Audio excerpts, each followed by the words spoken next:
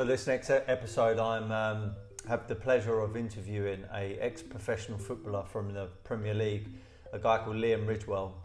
Part of my podcast, my mission is to bring you guests that have got, have achieved a lot out of their careers, out their profession, and also out their passions. And what I love about speaking to footballers or athletes is their will to win.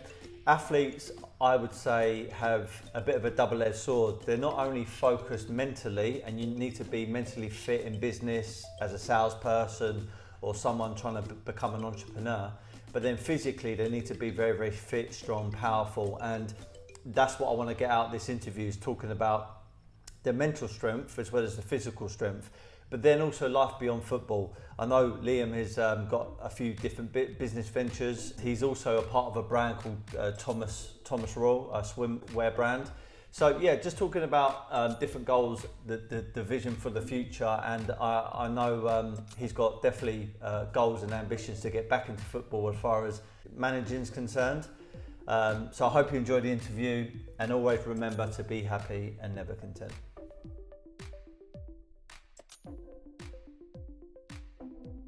Welcome back to the Stephen Sulley study.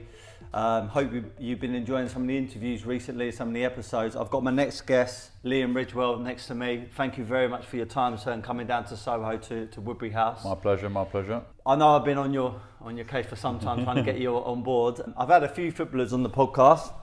I try and interview as many sort of athletes as I can. So my background is in sales and marketing, and at one stage I had a sort of sales team of about 40 people. Predominantly men, and I always used to say to them, if you want to become good at sales and have the right mindset, look at some of the athletes who have played at a very high level, or boxed at a high level, or fought at a high level, because physically they are obviously put themselves through challenges, but mentally they've got what it takes to win.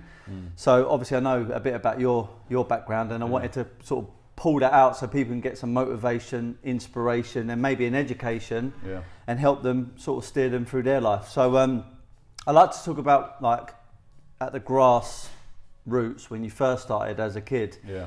I know I think you're round about my sort of age. I'm 34, coming up to 35. You're 36, 36, right? 36, yeah, just turned. Yeah, in July I think it is. That's right, Done my homework.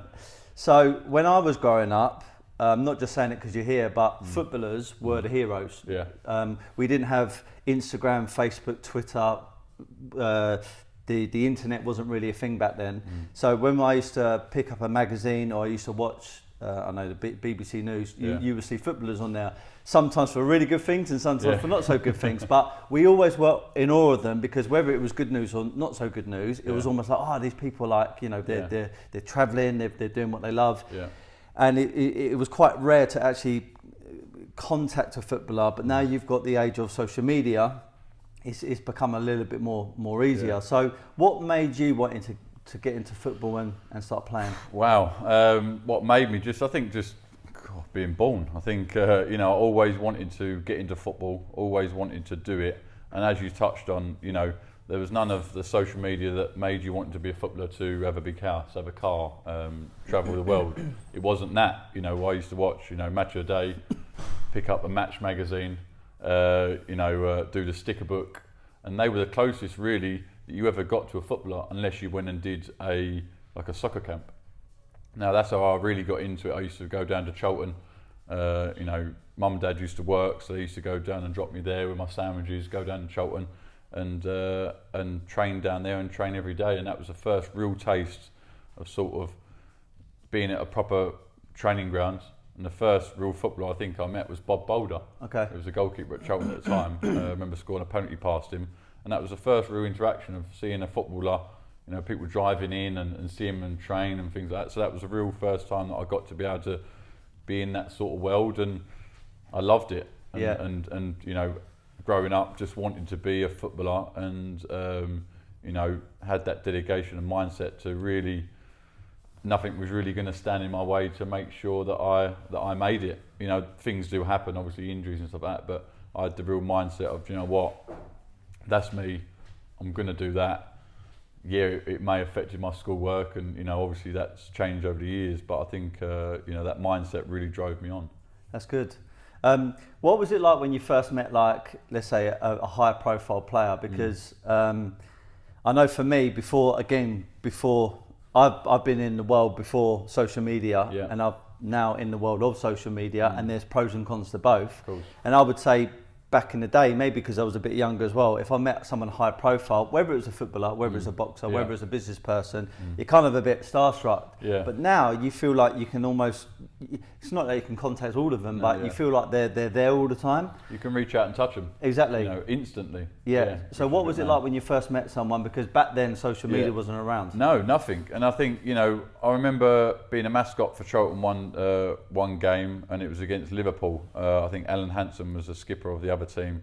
Can't remember the skipper of the Charlton team at that point. But that was my first real interaction, and didn't really think much of it. I was just a mascot for the day. I didn't, as I stood, as I think back now, I didn't really know them players. I just, as being a mascot. The first time I really, really met a big star, certainly in the football world, was David Beckham when I went up to United.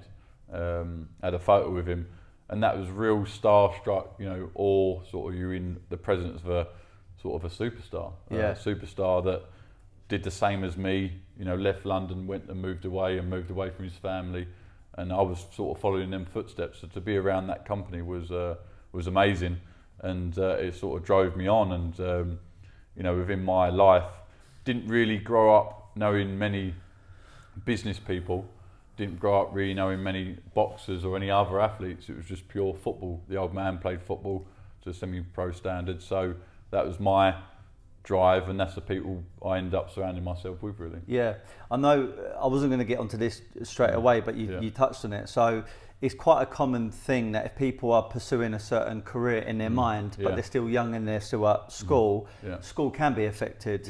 And I feel sometimes, I've got a son, right? He's going to be 2, he's my only kid, Mason his name is, and he's going to be 2 in November. And believe this or not, when he goes to bed, and even when he's asleep, I know it's going to sound a bit weird, but I talk to him whilst he's asleep, and I say, you're either going to be an athlete or a business person. Now, he could be anything he wants. If he wanted to be a school teacher, if he wanted to, whatever he wants to do, I will support. But I'm trying to condition a little bit into his mind. Now, I know sometimes when you focus on so much, so you're so determined that other things can be sacrificed sometimes.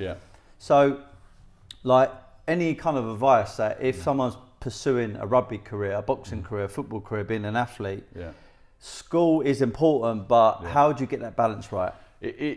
Listen, it is very difficult, and I've got a 14-year-old son, 11-year-old daughter, and a 2-year-old daughter, and I go through the same conversations with my son. He goes to. I used to go to school to play football, and that's the way it was. That's the way it was for me. And I learned, and I still did my classes. But at 13, 14, I was leaving school. Luckily enough, the school let me go up to Aston Villa to be able to leave early on a Friday. So I'd miss the afternoon. I'd get given homework. Nowadays it's a bit different. You have to be in a certain catchment area and you'll go to the clubs. But it did fall by the wayside. I went to school to play football and look forward to break, look forward to lunchtime.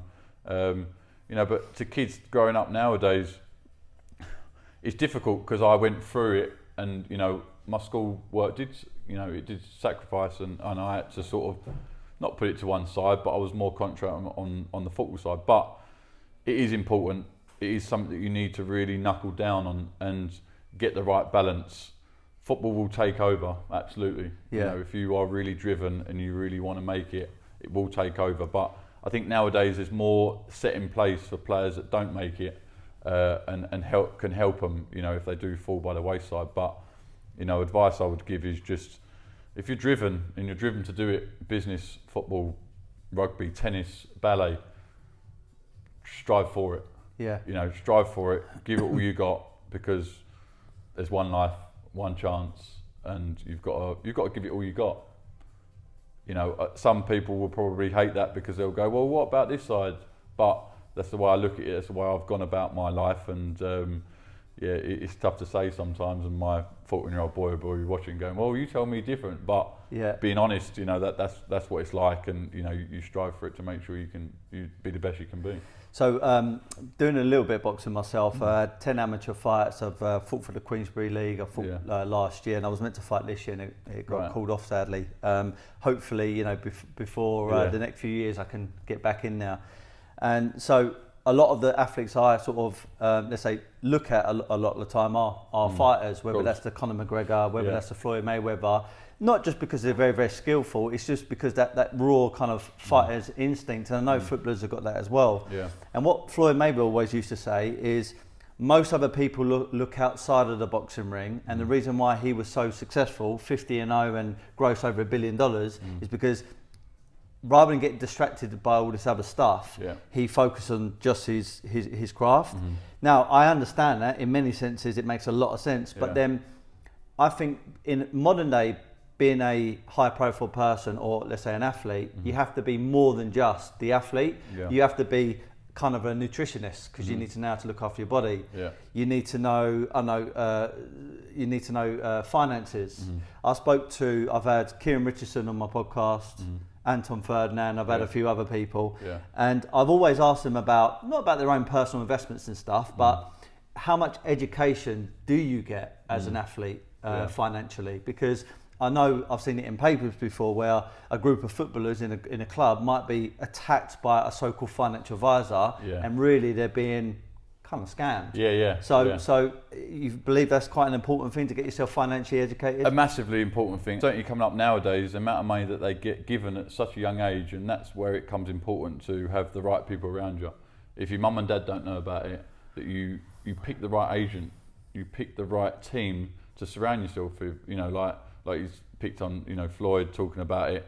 He had a team that, you know, looked after certain things, and it allowed him to be able to concentrate on the ring. Now, everyone doesn't get that luxury. So when you do go out and you to help people to help you, if you don't know a lot about it, I didn't know a lot about it. I still don't know a lot about it now, but I know where you may be getting scammed. You know, I surrounded myself, my agent I've still got now, and that's been for 17 years, and I'll still be with him, you know, for forevermore, and they've really helped me along. So if you don't know a lot about it, go out and speak to people that either do or either can help you surround yourself with certain people that can give you that right advice. And now, you know, sometimes there does come a scammer, and you know, they come into a club and people recommend. Don't, you know, my advice: don't take their advice on it. Don't take the players' advice. You know, go and do it yourself. You know, and you know, there's people out there that you know that there's good agents and bad agents. You know, don't surround yourself with people that just going to promise you everything. Don't do that. You know, because 9 times out of 10 it's not going to happen. So you know, go with the people that are going to go, look, we're going to do the best for you. But if you do the best you can do on the pitch or in the ring or doing this, things will come to you, and then we can help you along. So it's a tough world when you get given money, and you know, you suddenly come into it. It is tough, so it is really surrounding yourself with the right people. Yeah, I think you touched on something where we were saying this just off camera, but now and also previously, people would look at newspapers, look at the BBC Sky, they would look at social media platforms, they would look at YouTube, and they just see, a young footballer making all this money, travelling around the world, you got females or whatever you're into throwing themselves at you, and you're thinking, they live the life of luxury. But actually, if I'm not saying this is the same, but let's say a footballer that, I'm not saying they all come from nothing, but let's say some of them come from, let's say, a council estate and stuff like that, and now suddenly they're on £100,000 a week, for example. It can be the same kind of affiliation to someone that suddenly wins the lottery. And that, what most people don't realise, is a massive challenge to get the money and know how to deal with it financially, but also the mindset as well. Because you can see some people get the money and go off to Pluto and start acting crazy, and other people actually go the opposite. They become very, very depressed. How do you manage the emotions like that? It's a mindset, and it's a difficult mindset because it can be a burden. You know, you suddenly start getting all this money. Lottery winner, sports person, business person. Complacency. Complacency.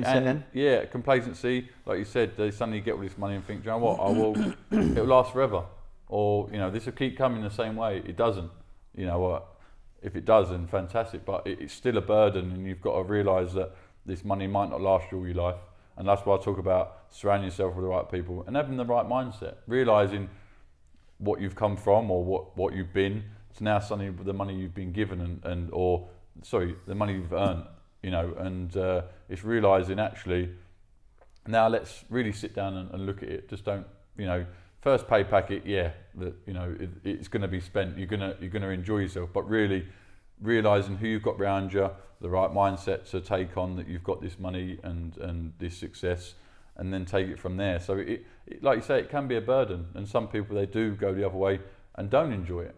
You've got to have that right balance, and it is tough, and that's why I always say surrounding yourself with the right people is a real main key, because it allows you to be able to perform at your job of what you're doing, and then letting other people that you trust, not totally letting them do everything, but letting them being able to take care of a lot of other stuff. And that does come with a mindset that you're an adult, and kids do get it at a young age, but you've got to be an adult and you've got to grow up very quickly. One thing that jumps out when I was speaking to Kieran, his dad thankfully gave him that good mindset as far as business and assets are concerned. Yeah.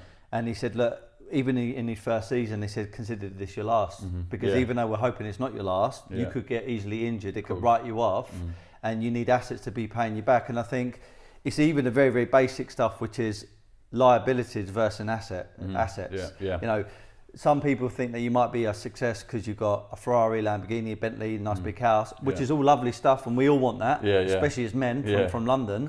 I mean, that's what we grow up to get. But then recognising they are liabilities which are going to cost you a lot of money, and if you're not bringing it in after football or after whatever you're doing, it's going to start making you very, very stressful. So then investing into assets, so beyond football, beyond your boxing career, whatever you've gone into, it's still paying you back. Yeah, it's giving you a wage. It's giving you a wage to be able to give a wage to your kids. If it's ever needed, it's to provide for the family. It's provide for everything really. And if you don't know about that stuff, like I say, surround yourself with the right people that can afford you that advice. Whether that's in a house, whether that's in restaurants, whether that's in clothing, whether that's in investing in stocks and shares. It's knowing what you want to invest. If even that's just into a pension, just doing the simple things, just making sure it goes in there. My mum and dad weren't rich. They didn't come loads of money. They worked hard for their money, so we didn't really buy houses, invest in stuff, and doing this. I've never grew up with that. So my agent, when I joined them, that was one thing they said. We'll make sure that you are looked after as much as we can throughout your career and after your career. And that's why I talk about, I rumble on all the time about surrounding yourself with the right people, and that's what they did, and that's what helps you along and sort of can steer you in the right path, because it's tricky out there. So it's a minefield, but just have to crack on and try and make the best of it. Yeah. So obviously you're a footballer, so I want to talk a tiny bit about your career. So what struck me straight away, which I was going to get onto, I know you was part of West Ham as a youth, and then you went to Aston Villa, and it seems to me most of your career before you went to America was affiliated with the Midlands. So how come a guy who's playing at West Ham suddenly goes all the way up there? What happened there? I was at West Ham, and I was only speaking about this with my friend the other day. At West Ham, obviously schoolboy forms had gone, obviously we come to the end of it and it comes to YTS, and a few clubs were sniffing around, and I took the opportunity to look around to see what was beyond West Ham. I knew West Ham, loved it there, and obviously they had a great youth system. But Aston Villa and Man United had come up at the time, and I took the opportunity, which I told West Ham, to go and have a look, to see these places. Went up to United, loved it, great place, met some fantastic people. Came down to Aston Villa and spent 2 weeks there, and it just clicked. Something just being there and seeing the youth system similar to West Ham of how many players they brought through, and just loved it. And said to the old man, I said, "That's for me." Similar colour kit as well. Yeah, it's just mad. It sort of just clicked into place, and I thought, do you know what? That at 15 or at 14, I saw. Obviously, we touched on mindset. I saw my path to the first team. I didn't see my path to the first team at West Ham. They were bringing through youngsters, but I didn't see my path coming through there. And I chose Aston Villa. You know, look, as a kid, I used to hang around in the streets. I used to hang around at the pantiles around them from my mum and dad's house and be out from getting in from school until my mum would tell me to come home at, I don't know, 9:30, 10 o'clock at night, playing football. Lads were, you know, smoking, doing drugs, and I was there with my football in my arm, and I used to do that. And I saw an opportunity coming up to 14 and 15 to get away, really, to sort of, you know, branch out, to go and live in digs and as grow up as a man. And I saw that path, and I thought, you know what, it's going to be tough, but that's what I've got to do to make it as a professional. Then that's what I'm going to do. Yeah. So obviously playing for Premier League clubs and stuff. I know as you're, I guess it's not suddenly, you know, you're a kid playing in the park. Suddenly you're playing for a Premiership first team and walking out there. But even still, you're going through this funnel almost through the youth and everything else, and being around these high-profile people, and then suddenly you make it into there. Yeah. What is it like starting the first ever time for a Premiership football club and walking out, and then suddenly the crowd is all there, you've got thousands of people around you, and there must be an element of excitement, obviously, but then being also overwhelmed and slight anxiety, would you say, a little bit? Yeah, I think that it does creep in. I think the killer is the warm-up, because you get to the ground. Listen, I went out on loan to Bournemouth, which was a great pedigree of a club, and it gave me that sort of insight into men's football. The good thing that obviously what we had at that time was reserve team football. You used to get first teamers come down from, you know, and you'd get to play against them, so you got that little insight. Yeah. We used to go and play Man United, and they used to have a crowd there. MUTV, they used to put it on there, so you got a little bit of an insight and a little bit of a taste. But, you know, starting my first game, it was, I just want to get out there. You know, it wasn't nerves. I didn't feel anxiety. I just thought, I just want to get going. I want to have that first tackle. I just want to get out there and start and get into it in 15 minutes. Like I say, the warm-up was a killer, because it's like, I don't need to warm up. I just want to put the kit on and go out. But going out, it was literally just go out and again, have that mindset of just show them what you can do. You can't do anything more than your best. You try your hardest, you give 110%. It's a cliche, but you can't do any more than that. And some days it might not be good enough, but at least you're showing the willingness to work hard, and that goes with any form of life, any form of work that anyone goes into. If you give your hard enough, then do you know what? It'll 9 times out of 10 it'll probably work out. And that was my first thought. You know, walking out of Villa Park for Aston Villa was, do you know what? Just endear yourself to the fans, run around, just work hard, try hard, and then everything else will come with it. And do you know, like, so let's just say after a while, you know, you've really embedded yourself into that club. You've become very, very known. You're on Sky and everything else. And then you go out to, let's say, a restaurant, or you go out to a bar, or you're going down the street, and you're going to have, you know, you're going to have some people saying really cool stuff to you, and some people saying not so good stuff to you. What is that like, and how can you kind of deal with that? I used to love the not so cool stuff. Because does anyone kind of educate you, condition you, or coach you through them scenarios? Yeah, no, I mean, coming through, we had brief spells. I remember Paul Merson coming in. He obviously was there at the time. You know, he's talked about his problems over his career, and that was a real good insight into, you know, suddenly getting money, drinking, going out. You know, he sat there talking to us and broke down in front of us, and it was a real good insight, certainly for, you know, the youth team. You know, and I don't know how other people took it, but I really took it as it sort of, I just thought, wow, you know, that's what could happen if you go down the wrong path. Lucky enough for me, like I said, I surrounded myself with the right people, and when you do go out, you do get people, you know, they follow you to the toilet, they stand next to you in the toilet, and you can feel them looking at you, you know, and they're waiting for you to turn around to say something. You know, sometimes they're waiting for you to go, oh, you were crap, and you were doing this and you're doing that, and a lot of times people, you know, that's how fights happen, you know, that's how people get into altercations. But, you know, obviously I had it just in my head just to sort of walk past these people and just go, all right, mate, yeah, you know, because it can be tough, it is difficult, and it is difficult if you'd have had a few drinks not to go, you what, mate? You know, what you saying? You know, what are you talking about? But I didn't, and it wasn't worth it. And lucky enough, you know, I had good friends around me to go, look, go away.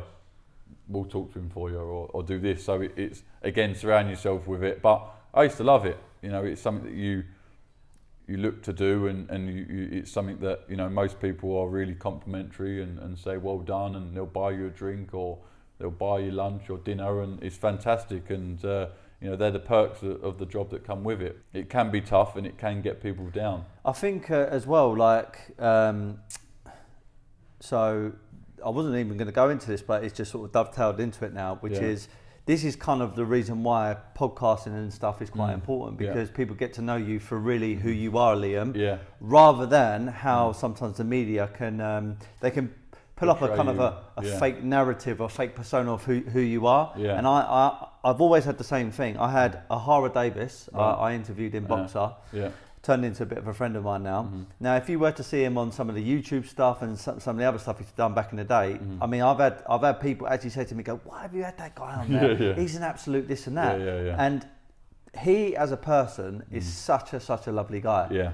And even he's admitted sometimes that he's done certain things just to get a bit of recognition so he can go and get that fight. Of course, so the importance of, you know, building up your own profile, that must be fairly important to you. Absolutely. I think, you know, when, like I was saying, it was before the days of Instagram lives and Twitter lives. You know, I came through with, there was no social media, so you didn't really need to build a brand. As kids nowadays, they build a brand and build themselves up because they can earn money from that way, or they can get into certain things that they've got passions for other things for, which is fantastic, and that is a good platform.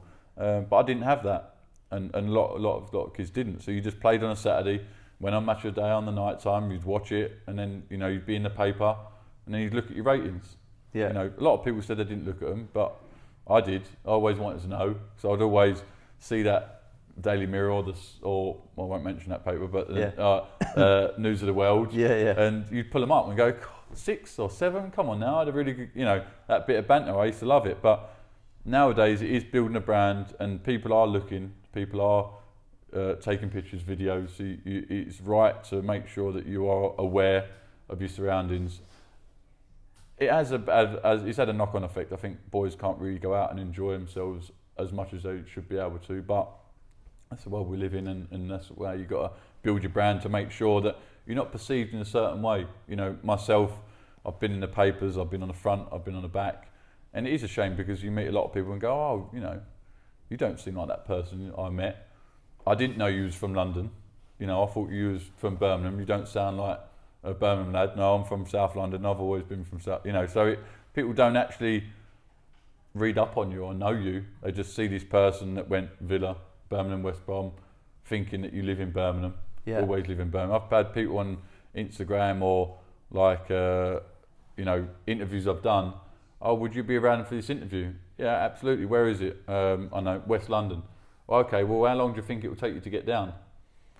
I'm not from Birmingham, I don't live in Birmingham, I live in London, you know. So, you know, that's just sometimes how it is, and people, they don't know, and that's how you, by these podcasts and by doing interviews, people get to know you. That's the good thing about it, and that is what is on offer to kids nowadays, to be able to watch as many as they can, because they can magpie and nitpick from things that people saying and learn from them.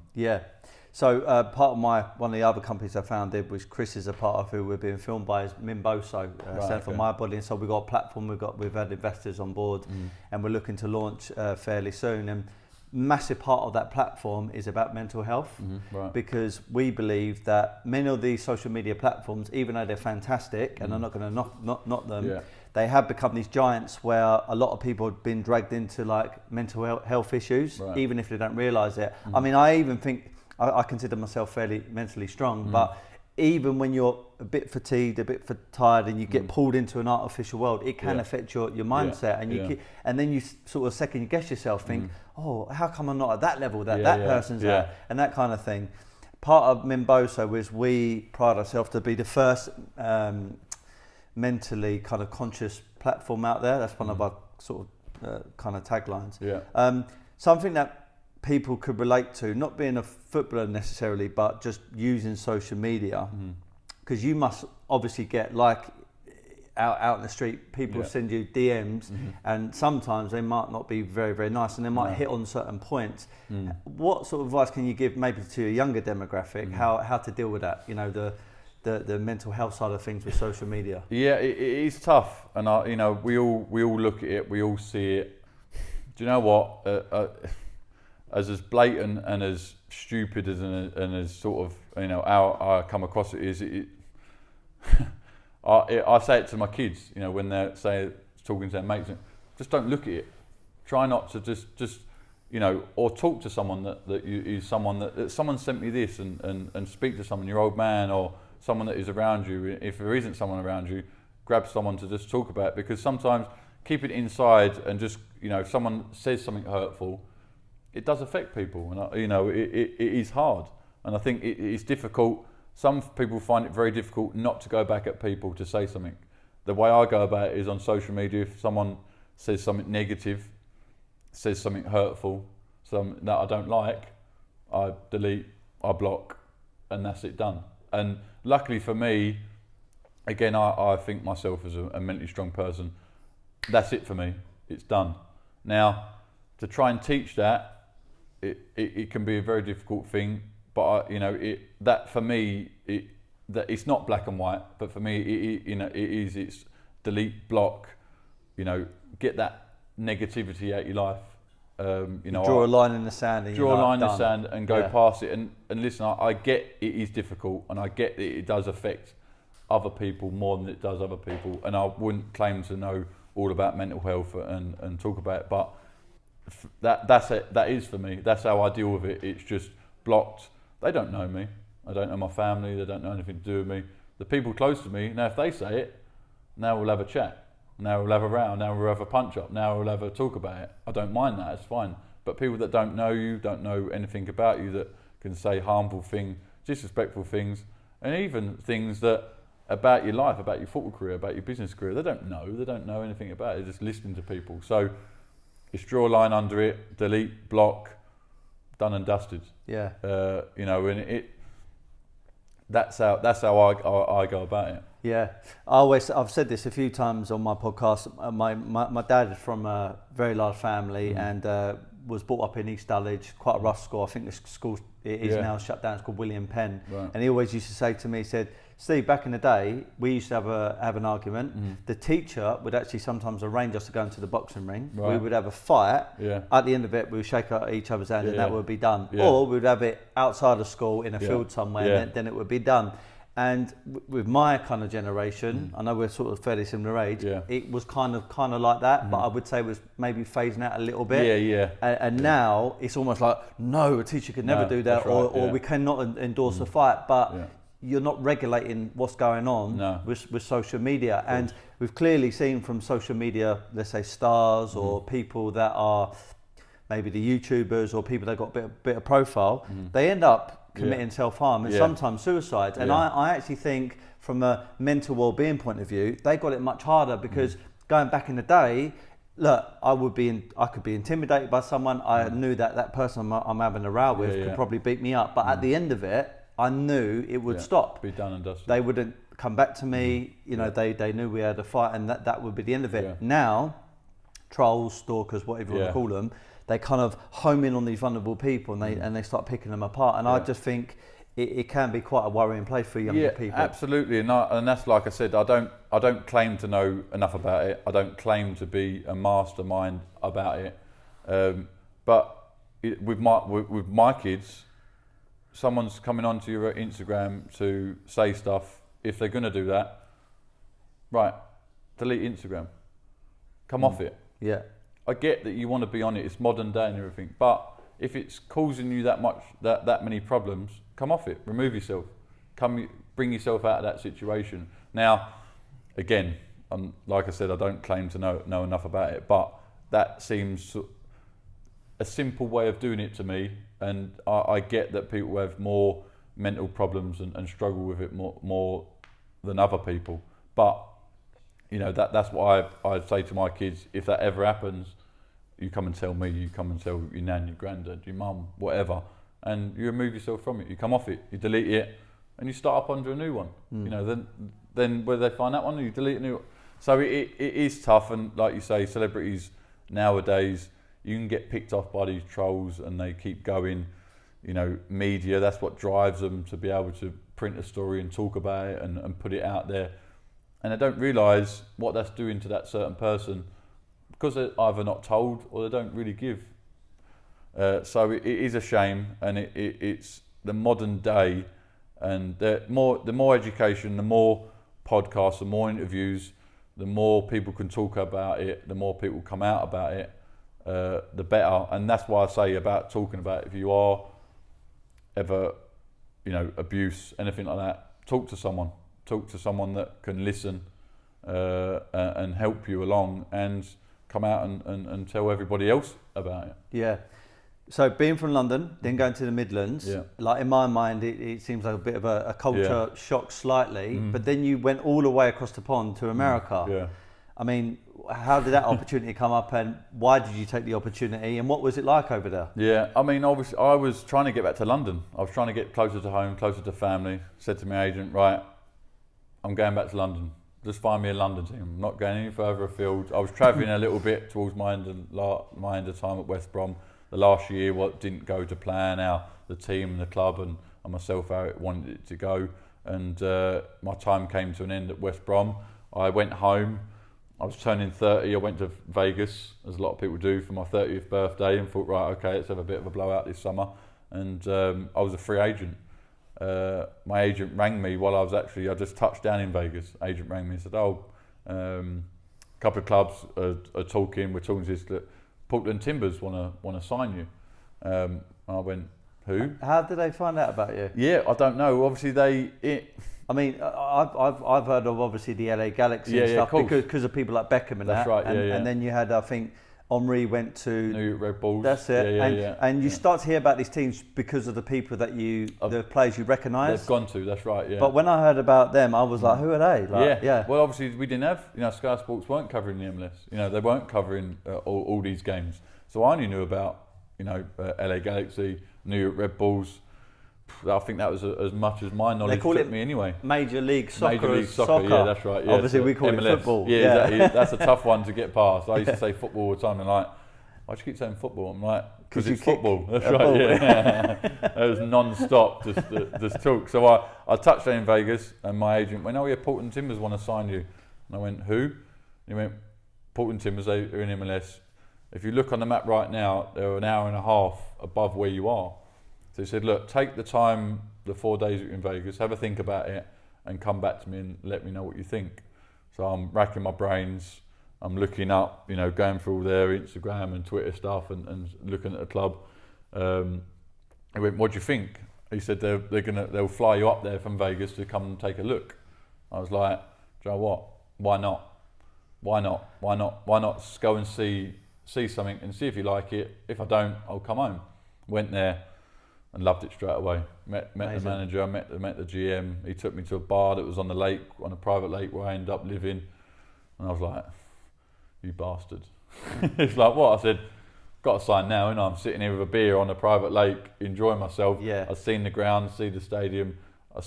Met a couple of the fans and saw how good they were. It was like, better than most Premier League clubs in atmosphere wise, and thought, I came home, and the only hurdle I had to get over was seeing my two eldest kids.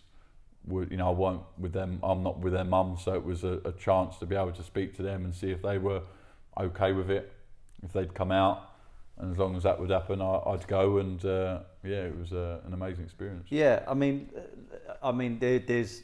I'm going really deep here, but the meaning of life isn't just one thing. It's not just about money. It's not just about your career and all that kind of stuff. But I do think a big part of life is being able to travel and also to experience different cultures. If you can do it with your career and something that you're passionate about, I mean, it's many birds with one stone. Yeah. And I've spoken to a few athletes that have gone to, like, considering playing for an Indian football club or somewhere in the UAE or America. Did you find other opportunities would manifest off the back end of being in somewhere like America in a completely different new environment, or was it kind of the same? It was kind of the same. The reason I did it, I wasn't happy where I was. I wasn't happy within myself. I wasn't enjoying my football. I didn't enjoy it. I didn't enjoy that season, the back end of that season, and just didn't like where I was. I didn't like what I was doing. I wasn't enjoying what I was doing. I wasn't enjoying football the way I should do. I ended up not even watching football. I didn't even watch football on the evenings and the weekends. You know, I used to watch cookery programs instead. And lads are like, "What are you doing? You know, you're turning this game off." But I just didn't enjoy it. So I was like, right, do you know what? Something needs to change. And you talk about lifestyle and, you know, mental health and feeling good. And that's what I wanted to do. I wanted to put a smile back on my face, you know, and sort of take something for me. You know, I'd played in the Premier League for that amount of time, and the Portland thing came up, and I thought, you know what, I'm just going to go with it. You know, a lot of people said, "Oh, speak to this player, speak to him about going out there." And I went, "No, I'm not doing that." So I'm going there with an open mind. I'm going there with a smile on my face, and I'm going to go and enjoy it. If I don't, I'll come back after 3 months, 6 months. But it was the most amazing experience of my life. I met some great people, and the organisation was fantastic. I still speak to them now, and one that I'll be forever thankful for them actually taking me and giving me that chance to go out there. And it was an amazing experience that really put a smile back on my face. You won some stuff over there? Yeah, won the MLS as well, Cup, which they hadn't done in their history before. Amazing. So yeah, it was one that I could really get my teeth into. When I first got there, I met the GM, the owner, and the manager. That doesn't normally happen. And it could also ask. I mean, this is.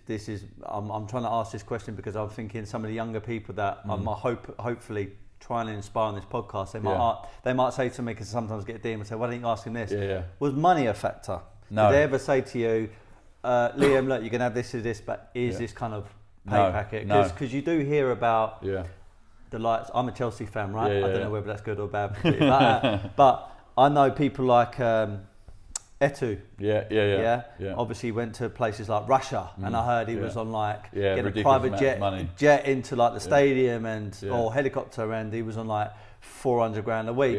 And let's have it right. I think money was a bit of a factor there. And I don't blame him because typically in a career, in a, let's say, a normal career outside of sport, you have your best ever days, and then you taper off, and you kind of have your not so good days, and you're just a part of the team, but you're not really playing, and you're just seeing the last few years out. Now you can go through fantastic pay, and then at the last back of your career, you can get it's like a shot of it's like massive financial cash injection if you wanted it to. So the likes of China and all these other leagues which are trying to come up, they start to tempt you, especially if you're a bit of a name. Did that ever cross your mind? Listen, they paid me a good amount of money. I was a DP. I went there as a DP. They brought me from the Premier League, and I was one of the three. DP? DP, you get 3 DP players, designated players, that they can pay you anything you want, anything they want, and everyone else in the team is capped. That's why the dynamic of the team in America could be very, very difficult, because you've got some people that are not making a lot of money, and a lot of people that are making a lot of money within the team, and you could be playing together. And you could be expecting the same amount of performance out of each person to go and they're looking at them thinking, well, you know, you're not playing very good and you're getting paid a lot more than me. So that can create a dynamic within the team in MLS. But listen, I was a DP, they paid me very well. But I'll go back to it. I was offered money here, I was offered Premier League teams here. I could have stayed in England, I could have got paid the same, if not a little bit more here. But I wanted to put a smile back on my face. I wanted to enjoy football again. I wasn't enjoying playing in the Premier League. I wasn't enjoying my time. And I saw the opportunity to go out there to do something different and put a smile back on my face. And that is why I done it. Yeah, it's funny because I hear it more because, again, I'm more around boxers a lot of the time. I've got a lot of my friends who are ex-professionals, who are professionals. A friend of mine who's part of the wellness company is Ruben Tabarez. Who was in Dylan White's corner on the weekend. So I get to speak to a lot of affiliated boxers or fighters, and I hear it a lot where they say, I mean, even Ted Cheeseman, I interviewed him, and that podcast came out a few days before his fight, and thankfully he won. But even he was saying to me, I just fell out of love with boxing. And some people looking from the outside in, they could say, you know, you're in the public domain. You know, you're doing what you love. You're being paid all this money. You're getting all these endorsements. How can you fall out of love with it? What would be your answer to those people to say, is it just like any job? You can come complacent and you can almost like find your meaning. Yeah. For me, it was we changed manager, and the team wasn't the same. You know, it's like any form of job. You could be working anywhere, and a new manager comes in. You may not get on with that manager. You may get on with them really well, but don't enjoy the way they're running it. They don't enjoy the way the team's playing. You don't enjoy it. You know, you not playing, or you working, or doing a different job, and that was it for me for West Brom. We had a good season, but the dynamic was changing. You know, the team, we had a lot of together players. We was all similar ages, all family, spent time. Players they were going, and different players were coming in. It wasn't the same dynamic. It wasn't as enjoyable. I like to be in the training ground. I like to muck about. I like to enjoy myself. I like to have a bit of banter. I like to hang around and do certain stuff and play pranks and just enjoy what you should be doing. And I wasn't doing that, and it wasn't enjoyable. So that's why I say to people that, yeah, you're getting paid with this money, but if you're getting paid with this money and you haven't got a smile on your face and you're not enjoying it, is it really worth it? Are you really getting the best out of what you get? Like I said, one life, one chance. You know, make the most of it and try and put a smile on your face while doing it. I get sometimes it's not going to be possible, but where you get an opportunity to put a smile back on your face and enjoy it again, I did it. I took it. Yeah. And it worked out. Yeah, I think there's a life lesson there, which is if you're not happy with your current situation, change your environment. And I get that some people might be watching and going, well, I can't change it. I can't put a smile on my face because I'm doing this job to put food on the table for the kids and the wife and whatever they're doing. I get that. I totally understand that, and that is absolutely right that you're providing and you're doing it because you're providing. But if you do get the opportunity, don't let it pass you by. Try and give it a go to try and put that smile back on your face because it might lead to something else. You know, don't think, oh, I don't know if I can. You can. It's worth it. You can do it. I travelled all the way across 1,000 miles to America and left 2 kids behind to go and put a smile back on my face to then make me happy to enjoy my time again with the kids. Not that I wasn't, but it put a smile back on my face and they loved it as well. So if you get the opportunity, try and take it. Wicked. I want to hold you a bit of a broad question here. Going back to being just a footballer, I'm not talking about the branding and endorsements, all that kind of stuff. What makes a really good football player if you're American, a soccer player? Yeah. Right. Cool. What makes a really good football? It's a tough one. Do you know what? I think for me, it's someone giving their all. It's someone that's invested, someone that's really sort of, 100% every single week, 110% every week, and every day, sort of. It's like I say, it's just such a tough question to answer, but it's being invested. It's giving your all, and like I say, some days you might not be at your best. You might not be able to, make a pass, do this and do that. But it's trying and keep trying and giving your all. Because if you're not giving your all, it's going to affect someone else in the team. So if you give yourself your best possible chance to give yourself, to work as hard as you can and give your all, I think that's what makes the probably best possible. And being predominantly a defender, I typically think of them as being, strong, kind of bigger players in comparison to your midfielders or even your strikers. So being a defender then, strength conditioning, power training, and then also nutrition. I mean, how important as an athlete, how important was that for you? And how important actually is it still for you as you're growing older? How important was it for me? I'll be honest, it wasn't that important at all. I may be one of the lucky ones. The family, mates, wife hate me for it. I can eat, drink, don't really make a difference to me. Really? I could do as many weights as I possibly could. I still wouldn't get much bigger. May get a bit more tone, but really don't make a difference to me. Nutrition, I used to have fish and chips on a Friday night before a game. Didn't really make a difference to me. But what I would say is, it is a big thing. It is a, even though I didn't do it, it is a big thing. Nutrition's a big thing.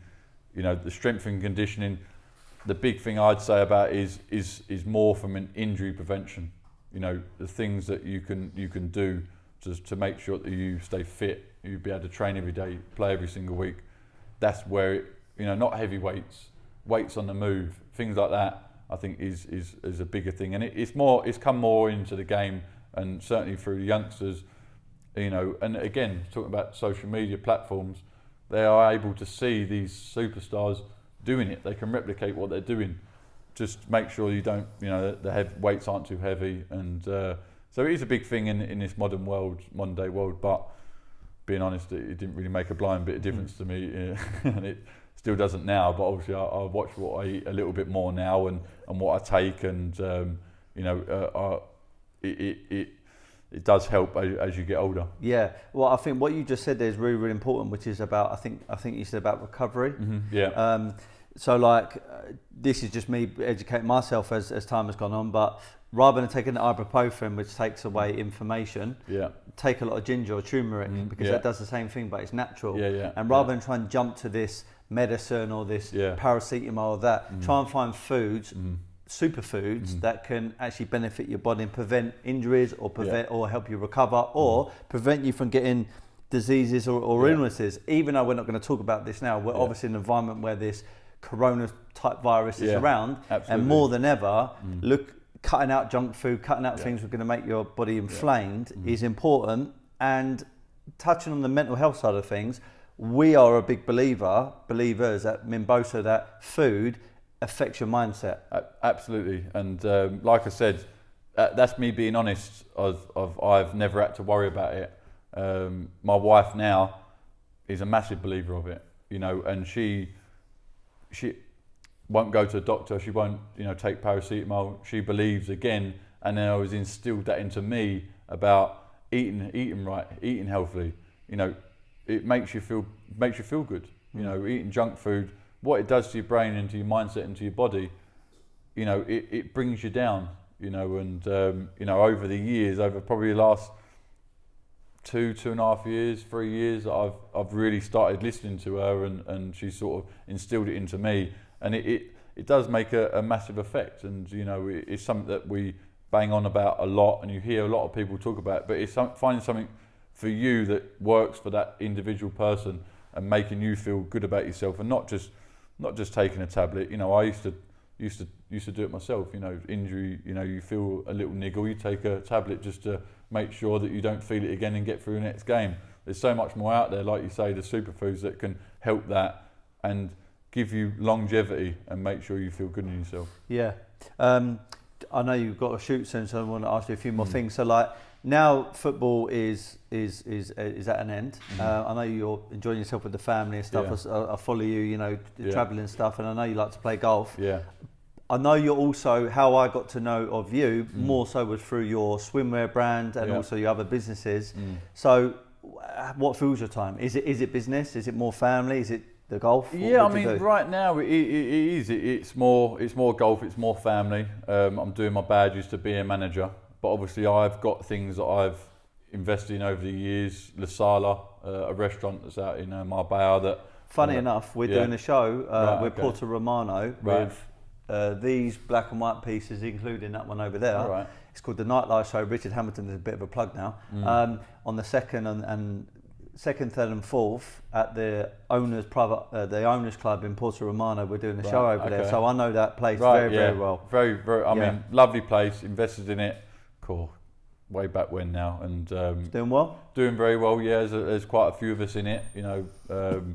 There's a few footballers. It came from my agent who started it up, and something that I invested in and done very well. And again, I wouldn't have invested in it unless he put his money in. I wanted to see him put his in before I put mine in. Surround yourself with the right people, seeing the right things, doing the right things, and you know, some things don't come off, but been fantastic. You know, swimwear company that we started 6 years ago, Thomas Rawle. You were JT on that? With JT and Sam Saunders. You know, we've stepped away a little bit from now, and Francesca, my wife, is doing most of it now. But something that we, you know, look on, see what she's doing. You know, it's a fantastic venture that, you know, myself and Sam, when we started it was something for afterwards. You know, people were doing caps, tracksuits. We didn't want to do that. We'd done all the pool parties in Vegas, and we were seeing people wearing Nike shorts, Adidas shorts, and thinking, Oliver Bar Browns. Come on now, exactly. Vilma Queen, Oliver Bar Browns, the swear words in the industry. And we thought, come on now, you know, people are getting into this fashion side of when they go to pool parties, when they go to the pool, they're styling themselves as much as when they go out. Of course. So that's what we took into our swim shorts. Looking good, glasses on, good shorts and good watch on. Good watch, that's right, yeah. And we wanted to have a good body. That's right, yeah, try superfoods and try and take it that you went from the swimming pool to the bar, to the pub, to the restaurant. And that's how we tried to adapt the Thomas Rawle brand and the swim shorts in doing that. So, yeah, it's been a great venture. Like I say, obviously myself, John and Sam aren't involved in it no more, but Francesca, my wife, took it over and is doing it. And, you know, it's just great to see people. I was in Turkey 2 weeks ago, walking around Help Beach out in Turkey, and there was a geezer wearing Thomas Rawles over the side. And it was amazing. I went over to him, I was like, all right, mate, Thomas Rawles, and he looked at me and thought, yeah, like, why? Yeah. Going up to me. Obviously, I didn't say much more, but I was like, oh, a nice one. So, you know, a great thing to obviously, you know, was part of to start up and to see it, you know, rolling on a lot more. Yeah, I said to you, my friend Jack Bateman, who owns Green for him in Sunningdale, he was one of the first people I know ever stocked it, and I bought a few pairs from there. Yeah. And it's really, really, really cool. And I think your missus, Francesca, via the Thomas Rawle Instagram, she directed me to another affiliate company to deal with ketones. Yes, that's right. And I went on a 10-day, 14-day challenge, and it was really, really cool. Yeah. So just for the audience, what's that company called and what's that about? Yeah, so that's ketones. I mean, obviously, listen, like I said, never used to eat or drink that well, didn't really affect me through my career. But obviously, as I've got older, you know, Francesca has got involved in ketones. Now, ketosis is, you know, putting your body into a certain state to take the right body fat off you and take the right fat off you and put yourself into a state that takes you way back when, before you started eating junk food and sort of all that crap. Now, obviously, again, I don't claim to know all about it, but take it myself. It's been an amazing product that I've absolutely loved. She done it in secret behind my back. She's tried a few certain things, and I used to just mug her off saying, stop, you're wasting the money, you know, stop doing that, will you? But saw her one day walking down the garden, I was like, you look all right. And she went, what do you mean I look all right? Of course I look all right. And I went, no, you look like trim. And do you know what? Lean, trim. The other thing that she really looked like was, not that she didn't have a glow before, but she looked very happy. She looked really sort of, and I thought, oh, I might have done that. She went, no, I've been taking this ketones, this drink for the last 5 days, and it's been amazing.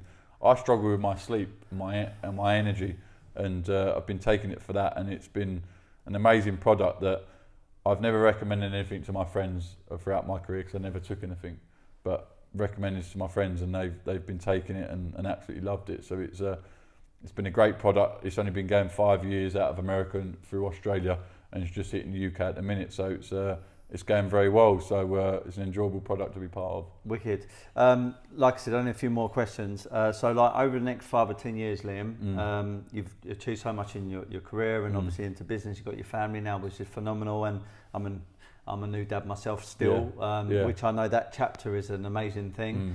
Where do you see yourself? What goals have you got over the next 5 or 10 years and beyond? Goal is to manage in the Premier League. You know, I'd love to be able to pit my wits. You know, obviously I've played under a few managers, well, a load over my career, and I felt like I've learnt so much. So I want to be a manager. I want to try that and see if I've got it. You know, if I can pit my wits against the best. And then look into that. So hopefully over the next 10 years, you know, 10 years time, hopefully I will be managing. You know, it's something that I strive to do, something that I've, you know, sort of mindset again, going back to YTS days, you know, feel like I'm starting all over again, learning and trying to magpie off everyone I can to learn as much as I can and strive to be a manager, and I look forward to trying to do it. Nice. And anyone not necessarily getting into football but into business or following their career, I mean, as someone that people have looked up to and seen as a role model, some people might see you as a hero to them. What kind of advice would you give people who are planning to get into something and they're going to go physical challenges, mental challenges, and the ups and downs of that career? What is your... Being very focused, being very, very focused. Don't let outside influences, social media, friends, you know, girlfriends that you're not with or dumping and things like that.